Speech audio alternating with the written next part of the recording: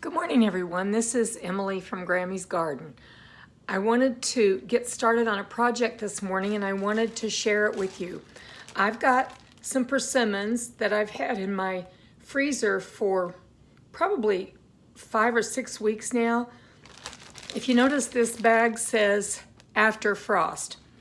Now, I'm lucky to have these persimmons because my sister has persimmon trees on her land. So she gave me some that she picked up after the frost, and then I've got a bag in the freezer that's before frost. I've tasted both to see if I can tell just by eating the fruit, if I could tell a difference between, excuse me, if I could tell a difference between the after and before, and I can a little bit. American native persimmons are known to be rather astringent if they're picked a little too soon. The ones she gave me were ripe on the tree and they're really good, but they'll leave a little teeny bit of a pucker in your mouth. These persimmons here, I've actually eaten some out of the bag, and I've actually shared them with my family and said to them, what do you think of these? And they're good. I can't tell you exactly what persimmons taste like. I've been eating them since I was a kid, and I hadn't had it in many years. But anyway, this year I wanted to get as many things foraged, if you may use those words, off property as possible, and that were naturally grown things. So anyway, she gave these to me so kindly. I've got a great big bag in the freezer. Today what I'm going to be doing is I'm going to be getting the pulp from these persimmons, and then from there I'm going to make a persimmon bread. My hope is to make persimmon jam as well. That'll be for another video, but today I'm going to do the persimmon bread, and the first thing we're going to do is get the pulp. Okay, I've got my bowl here. I've got a wooden spoon. This wooden spoon was my mom's, and it's got a crack in it, so I'm not going to put too much pressure on it. I've used it for so many years now. And because I think a wooden spoon would be the best to try to squish this through the sieve. Let me get my sieve. So I have a sieve here. Now with the persimmons, and they're a lovely, lovely color, but these have been frozen. I'm going to take this part off, and I'm going to take what some people call the tail off. I remember I grew up in the Missouri Ozarks, and there's persimmon trees everywhere, everywhere. When you open it up, you'll see the seeds in there. These seeds are actually, they can be toasted and roasted. I read on the internet, some people will actually roast these, and they'll use it like you would chicory in coffee, or they'll use it for a coffee substitute. But read about that. And I'm going to just plunk them down in that. Now, if you cut these open, slice them open, and I'll see when my son comes. I may take a picture once sliced open. If I want him to slice it for me. When you slice them open inside, a lot of the old timers and a lot of people nowadays, they'll look at them to see, because they have these little white looking, they look like a spoon or a fork or a knife inside them. And a lot of the old people, and I said sometimes people today, will look at that and predict the winter. So far we've had a very mild winter. So I'll try to get a picture of that.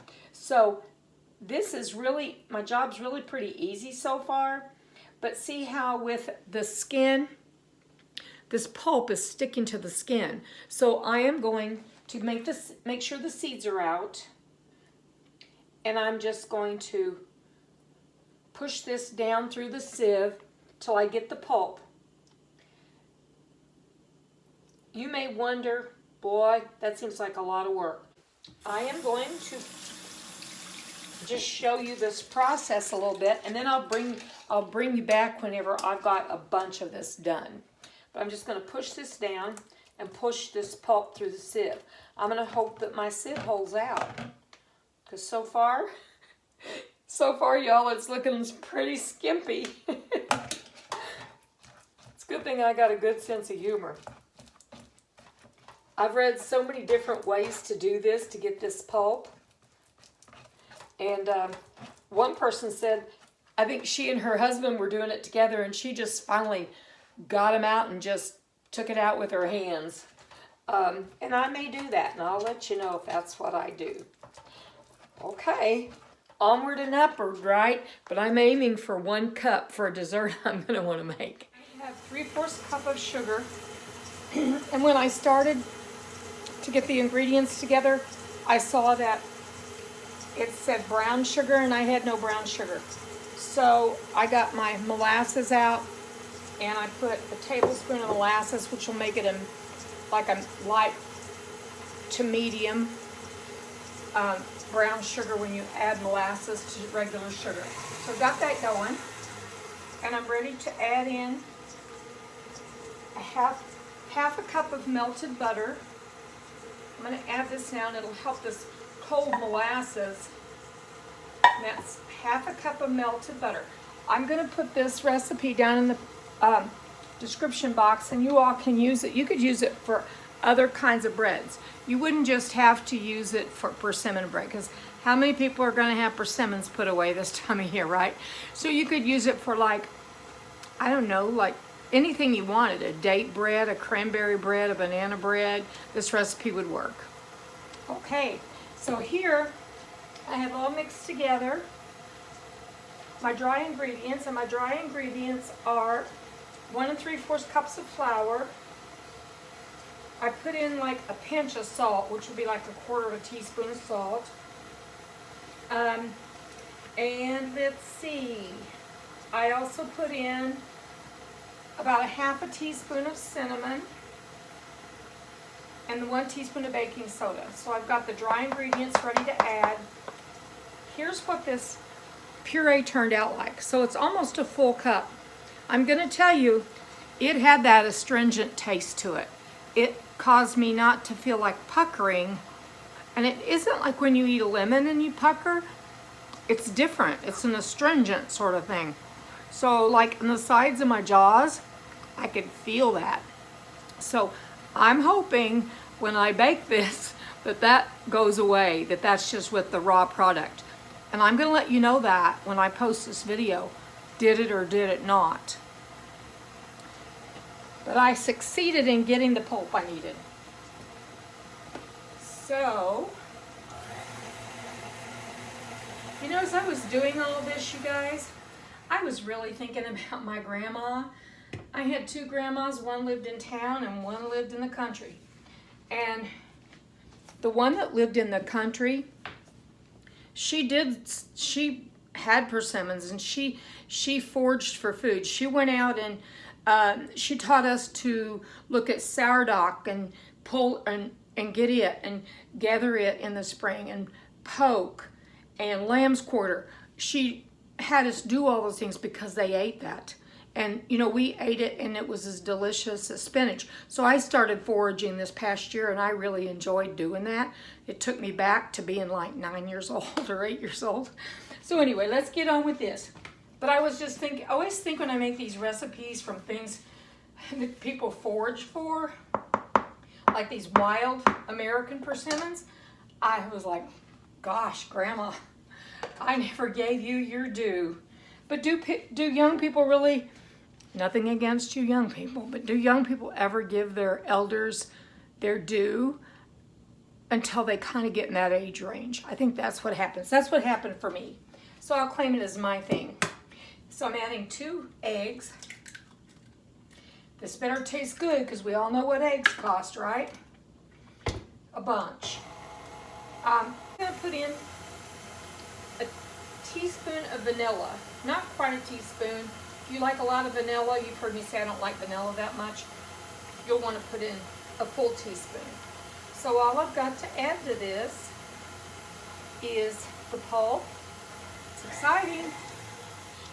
I'm going to put this up. I'm going to be putting a pork roast in too that I'm going to glaze with cranberry, and if I don't have cranberry sauce, my son was going to bring some over. He had some from the holidays. But if I don't have the cranberry, I'm going to go ahead and glaze it with apricot, but it'll be an interesting recipe. I'll probably have that out in a few days.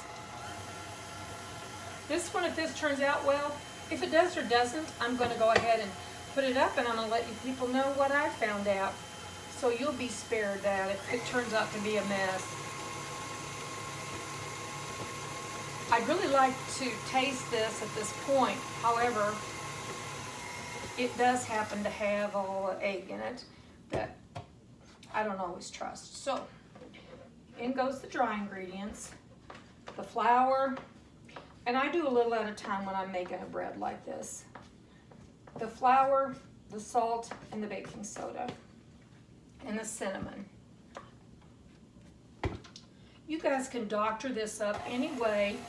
This recipe, even without the persimmons, as I said, you can doctor it up to taste like things you like. Maybe you want to put bananas in applesauce, or bananas and chocolate chips, or zucchini and chocolate chips. That sounds good too. I do have some shredded frozen zucchini that I grew this year. But I don't want to put any more products into this recipe.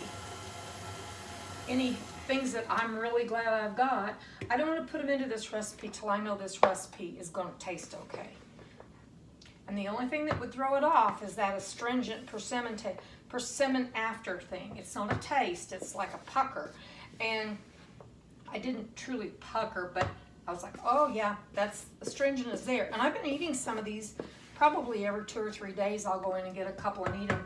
They're high in antioxidants. They're really a good food for us. I bet you they kill bacteria. That's a joke.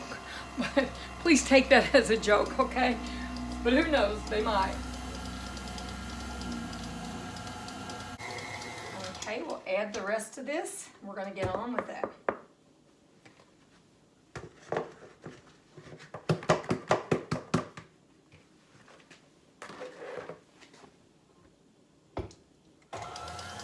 Now I have greased an 8x8 pan here. You might want to put it in a loaf pan. I always assume that you all are going to do what you want to do as far as your cooking habits. I really want to taste this. I'm a cook that the whole time I'm cooking, I'm tasting stuff every now and then to see how's this going. But I'm going to be wise and not do that.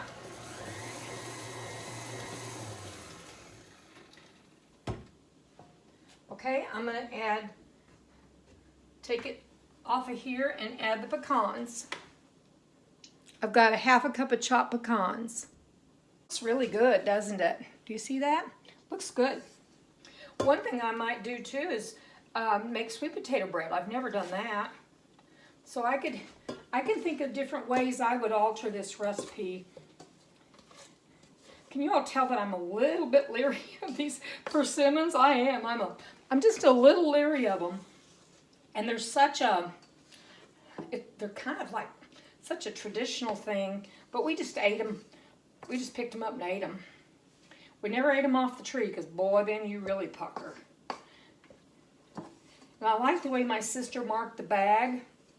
1 bag frozen, or 1 bag before frost, 1 bag after frost, because that way she and I decided we could tell whether or not there was a big difference, because apparently there's some people who do say there is a difference in that astringency and the sweetness, and these are so sweet.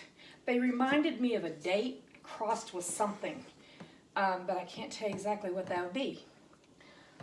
Okay. It's a thick batter, I'll tell you that. Pretty thick batter. I hope this cooks evenly for us.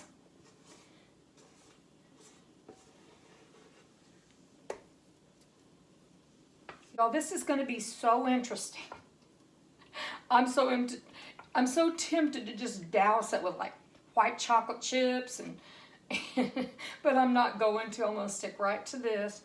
I did alter the recipe a little bit by adding the pecans. I wanted that piece added in there. Alrighty. It's going to go in the oven now, and I'm going to let you know what this is like.